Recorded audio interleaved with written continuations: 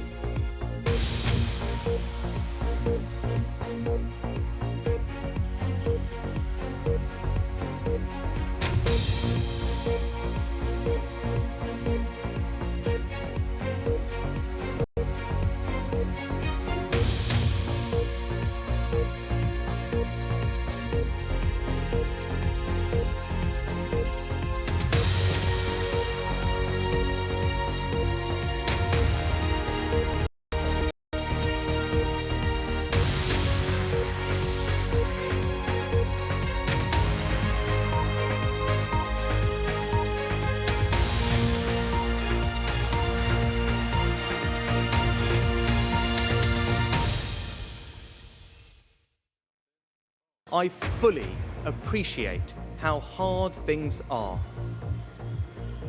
And I understand too that I have work to do to restore trust after all that has happened. Rishi Sunak enters number 10, setting the tone for his premiership and trying to distance himself from the actions of his predecessors. He's the youngest Prime Minister in 200 years, the first British Asian to achieve the highest office, and he's already the second Prime Minister of the King's reign. Among the new appointments, Dominic Raab is back as Deputy Prime Minister. Suella Braverman is back at the Home Office, despite having broken the ministerial code last week. And Michael Gove is back 3 months after he was sacked by Boris Johnson. The dilemmas of government are instant. Who to hire, who to fire, as Rishi Sunak attempts to build a team that can last, that his party can support. Yes, we'll have the latest on the new cabinet and on the immediate challenges for Mr Sunak. He says the UK is facing a profound economic crisis as the cost of living affects more and more people. With budget food prices rocketing to new levels, voters say they're very concerned. You can see it on the shelves when you go into the supermarkets. You've got to really think about making better choices. Ultimately, the cost needs to come down, or people's income needs to go up. And as the UK sees its third Prime Minister of 2022, we'll be talking to people in Nottinghamshire about their hopes for the year ahead. And coming up in the sport on the BBC News Channel.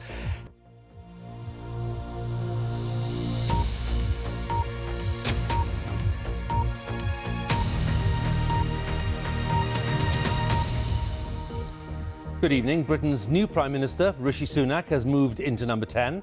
He spent most of the day appointing senior members of the government. On arriving in Downing Street this morning, he said the UK was facing a profound economic crisis, and he made a point of saying that he would need to repair the damage caused by some of the policies of his predecessor, Liz Truss. The top cabinet appointments announced today, they're being scrutinised very closely for what they say about Mr Sunak's priorities. Let's take a look. Jeremy Hunt is staying on as Chancellor. He was appointed just a few weeks ago after that failed mini-budget. James Cleverly here, well, he's staying at the Foreign Office, despite supporting Boris Johnson for the leadership. And Suella Braverman, who resigned days ago after breaking the ministerial code, well, she is back in the same job as Home Secretary, a decision that has drawn heavy criticism from the opposition. Also in the new team, let's just take a quick look at these. Dominic Raab at the far end there, Deputy Prime Minister and Justice Secretary. Michael Gove is returning to Cabinet as Levelling Up Secretary just a few months after he was sacked by Boris Johnson. And Penny Mordaunt here is staying on as Leader of the House of Commons. She was, of course, a leadership contender this time, and it is being widely reported that she was expecting promotion to a more senior post. Tonight we'll have the latest on the new appointments and on the immediate challenges for the Sunak government. We'll start with the story of a quite remarkable day with our political editor, Chris Mason. 10 to 12 this morning, Downing Street's security gates had swung open, the motorcade swept in, heralding another new arrival here. Here he comes, Rishi Sunak, walking up Downing Street alone to the podium to address the country for the first time as Prime Minister. I've just been to Buckingham Palace and accepted His Majesty the King's invitation to form a government in his name.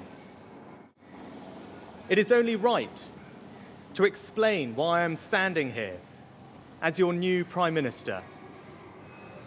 Right now, our country is facing a profound economic crisis. A business-like, sober tone, a blunt, direct assessment of the country's predicament and future. I want to pay tribute to my predecessor, Liz Truss. She was not wrong to want to improve growth in this country, but some mistakes were made. And I have been elected as leader of my party and your Prime Minister, in part, to fix them. This will mean difficult decisions to come. Translation, spending cuts and/or tax rises appear likely. And here's why the new Prime Minister doesn't think there needs to be a general election. The Conservatives won the last one, he said, not Boris Johnson. The mandate my party earned in 2019 is not the sole property of any one individual.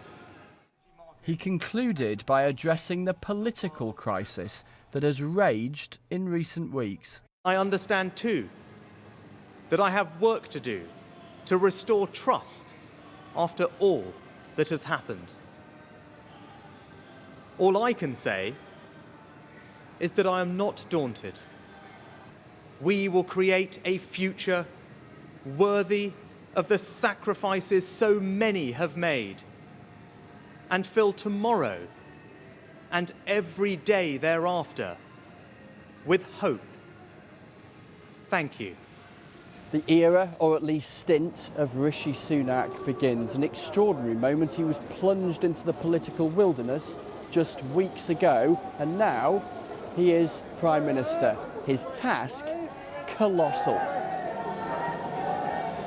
The photographers shouted at the Prime Minister, asking for a smile.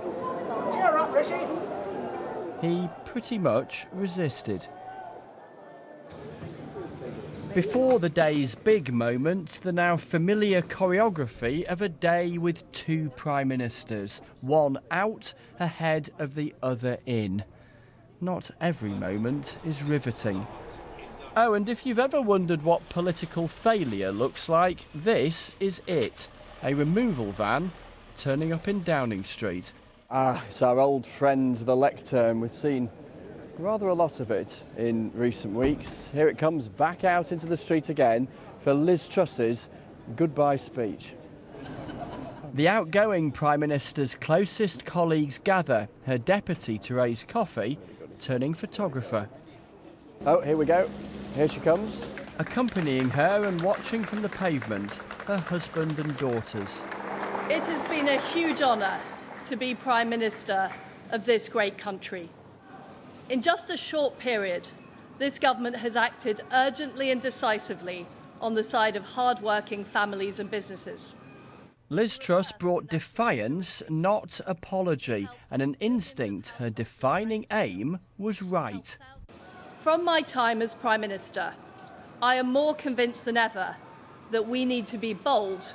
We simply cannot afford to be a low-growth country where the government takes up an increasing share of our national wealth. Our country continues to battle through a storm. But I believe in Britain. I believe in the British people. And I know that brighter days lie ahead. Thank you. A Prime Minister departs just 7 weeks after she arrived. This moment capturing the unprecedented turbulence that has gripped British politics and captured international attention for all the wrong reasons. Moments later, her final act as Prime Minister, a trip to Buckingham Palace to resign. The King would later ask Rishi Sunak to form a government, this photo confirming him as our new Prime Minister. We've had 12 years now of Conservative failure and we're now on to our third Conservative Prime Minister in 3 months. They don't have a mandate to govern. Rishi Sunak himself has no mandate. The real problem we have, this isn't one Prime Minister changing during the lifetime of a Parliament. This is the third Prime Minister in the space of 2 months. Rishi Sunak has asked today for the British people to trust him. Yet the Conservatives won't put their trust in the British people by giving them a say in a general election. People are worried sick out there. There are millions of struggling families and pensioners. They need more help. Tonight, the new cabinet has taken shape. Jeremy Hunt remains as Chancellor. Are you pleased, Mr. Cleverly? James Cleverly remains as Foreign Secretary. Dominic Raab is back in 2 jobs he's done before, Deputy Prime Minister and Justice Secretary. And talk of returning to an old patch, Michael Gove is back as Levelling Up Secretary. The most eye-catching appointment is Suella Braverman. Just last Wednesday, she was out as Home Secretary. 6 days later, she's back as Home Secretary. Rishi Sunak is in number 10, the first big decisions of his premiership taken. There'll be plenty more where they came from. Well, let's rejoin Chris again in Downing Street. Chris, can I start straight away with possibly the most controversial appointment, that is Suella Braverman. You said it was eye-catching. Some Labour people would have stronger words than that. I'm wondering where you think that appointment lies within the context of this cabinet. Huw, I think it's the first flashpoint, really, that this new government will encounter. I think we can expect Labour to pick it up as a point of contention to argue over in the coming days. Why? Well, simply because, firstly, the astonishing nature of the revolving door at the Home Office, that this time last week Suella Braverman was the Home Secretary. Right now she is the Home Secretary, but between those 2 points, she was out of the Home Office with the Prime Minister telling her the ministerial code twice, and yet a matter of days later she is back in. Now there's some concern on the Conservative backbenches, some saying, look, if Rishi Sunak is going to make a great play for integrity, then how does he square that with such a rapid reappointment of Suella Braverman? Labour, I suspect, will make a similar argument and try and press for direct answers from the Prime Minister. Well, that's one appointment there, Chris. Just let's look at the broader picture and the other appointments have been made. What are you reading into the general shape of this cabinet? I think what we have here is an attempt from the Prime Minister to cast broadly can within Conservative the greatest range, if you like, of shades of blue. And I think to an extent that explains is to bring Suella Braverman, a bearer right of party back into the tent. It also explains, you mentioned this a few moments ago, James Cleverly staying as Foreign Secretary. As recently as Sunday afternoon, he wanted Boris Johnson to be the next Prime Minister, not Rishi Sunak. So I think what he is attempting to do, the new Prime Minister, is learn a key lesson that critics of his predecessor feel that she ignored, which is that sense that if you build a government too much in your own image and freeze out those within your party who might not share your entire philosophy, that spells trouble. And this matters because stability for Rishi Sunak is a basic building block of being able to govern. It's not enough to govern successfully, but it's necessary to even start the process. Chris, we'll talk again later. Thanks for now. Chris Mason there, our political editor in Downing Street. Well, in that statement in Downing Street earlier, Rishi Sunak promised to unite all parts, not with words, he said, but with action. But to what extent did that message and the promises made impress voters?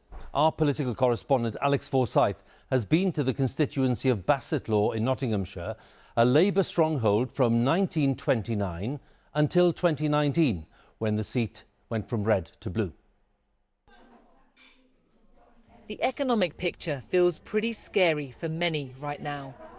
In Worksop, these friends meet for coffee when they can. All three understand struggle. All three are sceptical when politicians promise solutions. Dina said the new Prime Minister should visit her church to see those they're having to help. They are working people as well as those on benefits, having to come for food and clothes now as well, and furniture and pots and pans. He has money, so he's all right. But I'd like him to see what it's like for those that aren't. Alison cares for the elderly in a sector she says is underpaid and overworked. We're struggling really badly. How do you feel about Rishi Sunak? I would have liked to have seen a general election. He was thrust upon us. I've always been Conservative, always, but we're just going from one to the other. For Sharon, rising bills means juggling work and looking after her granddaughter.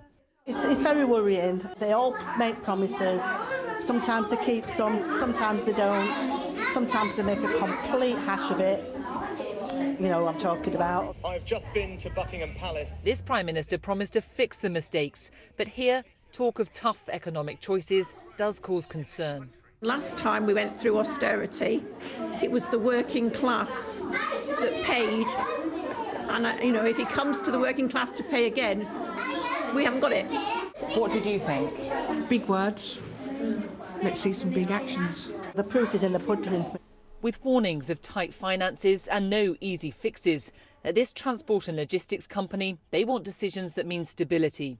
Here, they repurpose old tyres for the renewable sector, so staff understand giving things another chance, even another Prime Minister. During COVID, he was decisive and his plans were definitive, and I think he needs to carry out that thought process again. He needs to let the people feel unafraid to put their heating on and worry about losing their house. He needs to keep his focus on levelling up in the north. What did you make of his message about the economy and the choices the government might have to make? He's telling us what we already know. How is he going to do that? Words are good, and his words were good, but I'd like to see the plan of how he's going to deliver that. It will take some heavy lifting to offer real reassurance, particularly given the economic burden that's already causing strain for so many. Alex Forsyth, BBC News, Worksop. Well, it's probably obvious already, but there is no settling in period for Rishi Sunak. If you look at the diary, it is packed with important events from the word go. If you start tomorrow, for example, his first Prime Minister's questions in the House of Commons, where he'll be facing the Labour leader, Sir Keir Starmer, whose party, of course, is currently enjoying a strong lead in the opinion polls. If we look ahead to Friday, well, that's the deadline for new elections to be called in Northern Ireland, unless the Democratic Unionists there agree to resume their places in the power-sharing agreement at Stormont. The stakes are very, very high there. Let's move on to Monday in that Prime Ministerial diary. Jeremy Hunt then due as Chancellor to deliver a much-anticipated statement on the government's tax and spending plans. And then if we look ahead to November the 3rd, well, then that's a crunch day. The Bank of England will be announcing its latest decision on interest rates. And with rising inflation and the cost of budget food rising even more rapidly, our economics editor, Faisal Islam, considers the economic prospects.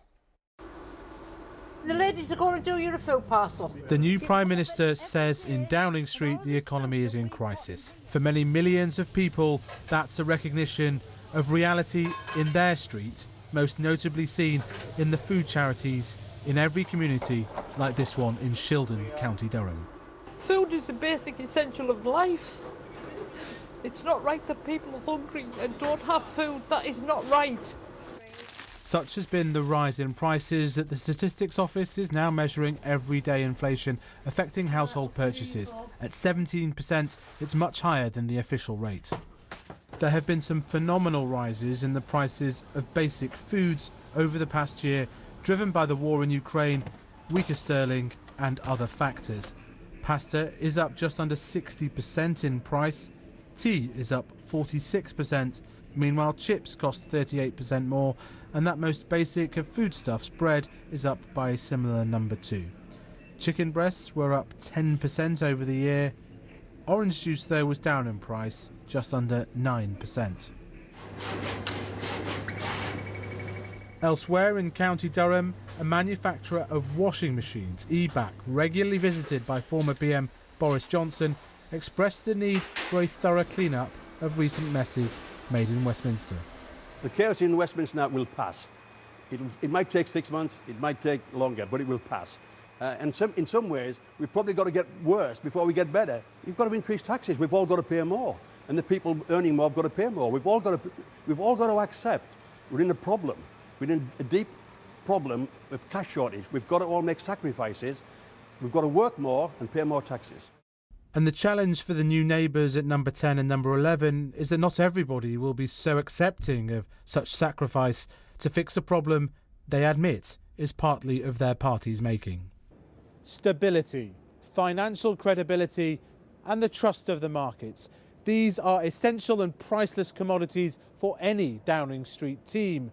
And the early signs from the currency markets and the borrowing markets are that Mr Sunak and Mr Hunt are winning them back.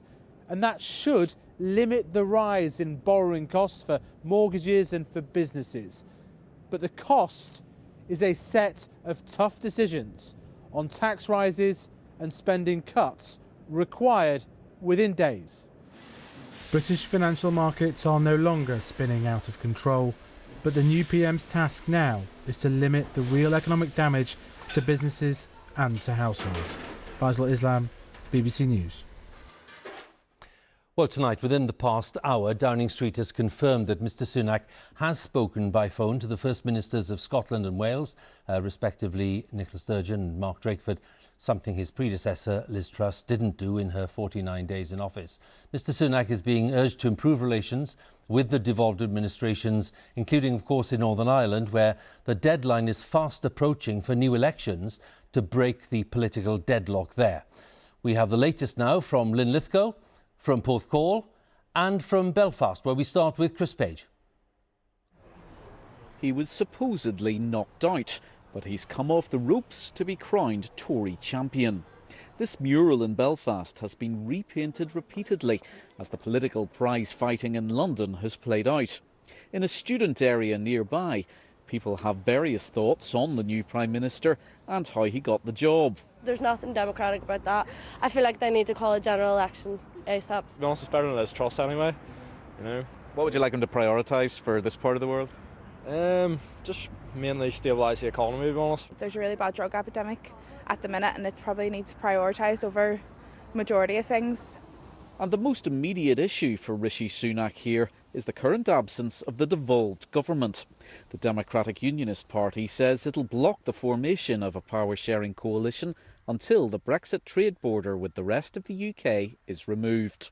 This Friday is the legal deadline for a devolved government to be formed, following the election to the Northern Ireland Assembly back in May, when Sinn Féin became the first Irish nationalist party ever to win the most seats.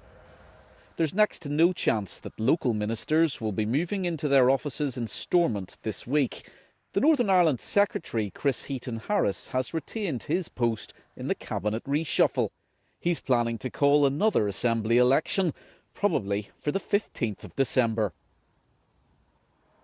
200 years ago, the Union Canal brought trade and prosperity here to Linlithgow. These days, the economic outlook is not nearly so bright. So is Rishi Sunak the leader to turn things around? Well, still to be proven, let's say. Still to be proven, but I'm hopeful. What about yourself? I think he's been Chancellor, he understands what it's about, and I think he'll dismantle a lot of what Truss did that caused all the problems. We have to be serious. We can't live in borrowed money forever. So yes, let's expect cuts in the public service. Well, I'm not a fan of the Tories in general, but I probably would say he would be my favourite option out of all the ones that possibly were going to stand. If you were him, what would be the first thing you would do? I would invest in social care. I'm one of these people that are for a Scottish referendum. Sorry, but I am. I just think we need it. I never wanted Brexit either. And I'm sure he'll make a good job as a Prime Minister, but I trust our wee Nicola Sturgeon, you know. I love her. The issue of independence is never far from the surface of politics in Scotland. For some voters, it is the #1 priority. But even so, right now, almost everyone wants to know exactly what Rishi Sunak is going to do about what he calls a profound economic crisis. What can a new PM do for the people of Porthcawl? Can he quell the storm many here feel is rising? At his Café Mehmet counts empty tables. Customers are cutting back, inflation eating up his income. He hopes Rishi Sunak will help and, as in the pandemic, encourage people to eat out to help out. Maybe a little business like us, they can get some support from the government, maybe tax-free or VAT can be looked into it. Annette and Alice are mother and daughter. Neither's convinced that voters in Wales will relate to Mr Sunak or that he can relate to them. I honestly can't see how someone with that wealth can ever really comprehend what life is like here. Life is like here, yeah. I think more people should be taking to the streets, to be honest, to demand for a general election, because the general people didn't vote him in. And this doesn't solve it for you, having Rishi Sunak as Prime Minister? No. In the last general election, the Tories took this seat from Labour, buoyed by a swell of support for Boris Johnson and promises of getting Brexit done. Over the last 3 years, so much of that has drained away, not just in this seat, but right around Wales. To stop his party being wiped off the map in Wales, Mr Sunak must somehow turn that tide. That was Hywel Griffith finishing that series of reports there by our correspondents around the UK. Now, in the past few moments, the US President has called Mr Sunak to offer his congratulations. Mr Biden said that he looked forward to the two leaders working successfully together. Mr Sunak has also been speaking with Ukraine's President Zelensky this evening. The Prime Minister comes to office facing a series of major challenges on the global stage, from that war in Ukraine to the global energy crisis. Our diplomatic correspondent James Landale explains what lies ahead. We've got breaking news on who will be Britain's new Prime Minister. Rishi Sunak is the name. He may be Britain's 5th Prime Minister in 6 years, but Rishi Sunak's arrival in Downing Street still made headlines. World leaders offered their congratulations, even if they didn't quite get his name right. Rishi Sunak is now the Prime Minister. Pretty astounding. A groundbreaking milestone, and it matters. It matters. And not just in America. History has been scripted in Britain as Rishi Sunak. The fact that Mr Sunak is a British Asian resonated around the world, especially in India, where the Prime Minister, Narendra Modi, spoke of the living bridge of UK Indians that he hoped could transform historic ties into a modern partnership with Britain. But Mr Sunak takes office while a war rages in Europe. And for all the warm welcome, many leaders just want to know his policy on this and other international challenges. The Prime Minister may struggle to be as popular in Kyiv as Boris Johnson, but he's made clear he will reinforce Britain's total support for Ukraine. In a tweet, President Zelensky congratulated Mr Sunak and said he was ready to continue strengthening the strategic partnership between Ukraine and Britain. But supporting Ukraine in the long run will cost money, largely from the coffers of the Ministry of Defence. And on this, Mr Sunak's plans are less clear. Liz Truss promised to spend 3% of national wealth on defence. That's a huge increase, as much as £100 billion a year. Mr Sunak dismissed that as an arbitrary target. The Prime Minister will also have to deal with China, which recently launched missiles into the sea near Taiwan. He says China is a long-term threat to Britain, but it's also a trading partner, so getting the balance right won't be easy. And then there's Europe. Mr Sunak campaigned as a committed Brexiteer, but some in the EU are hoping he'll adopt a more pragmatic approach on energy prices and trade disputes left over from Brexit. Ultimately, what many foreign leaders want to know is whether Mr Sunak can give Britain the political stability his predecessors have not. James Landale, BBC News. Just a reminder, there are more updates, plenty of news and analysis from James Landhill, Chris Mason and others on BBC News Online, bbc.co.uk/news, and of course you can find it on the BBC News app. There's a new trend on TikTok. Children in camps in Syria begging for hours on end. They're asking for TikTok gifts that can be withdrawn as real money. But how much of that money goes to them? And how much does TikTok take for itself? TikTok begging in Syria. Watch on BBC iPlayer. Join me, Adam Fleming. And me, Chris Mason, for our podcast, Newscast. As we tear through the biggest news headlines of the day. Yeah, we're not shutting down the whole economy, obviously, again, so it's something like what we saw during the pandemic. We also have loads of special guests joining the podcast to help us understand what's really going on. And there's no doubt about the constant media headlines have been driving people to think more about their finances. Go behind the headline hype with our podcast every weekday. Newscast. Listen on BBC Sounds. Morning. Now, of course, I'm not going to go easy on you. There are some really big questions we've got to try and get answers to this morning. But I'll be fair, and we just want to hear what you've got to say. So, shall we get on with it? We're rolling. Here we go. Join me to hear from the biggest names inside and outside politics. Sunday with Laura Koonsberg. Sundays at 9 on BBC One. With midterm elections approaching, the American people prepare to make their voices heard on everything from inflation to crime and relations with Russia and the war in Ukraine. We travel the country, talking to voters about where they stand on the big issues. And we'll break down the impact of the upcoming elections on the US and the rest of the world. Follow the US midterm elections on the BBC News Channel.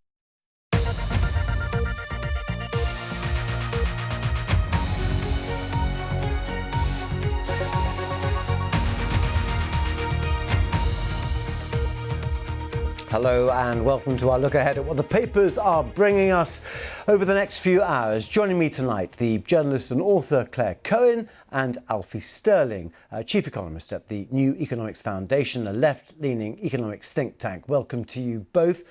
One story, again, dominating all the pages. Let's just have a look and see what we've already got in. The story that features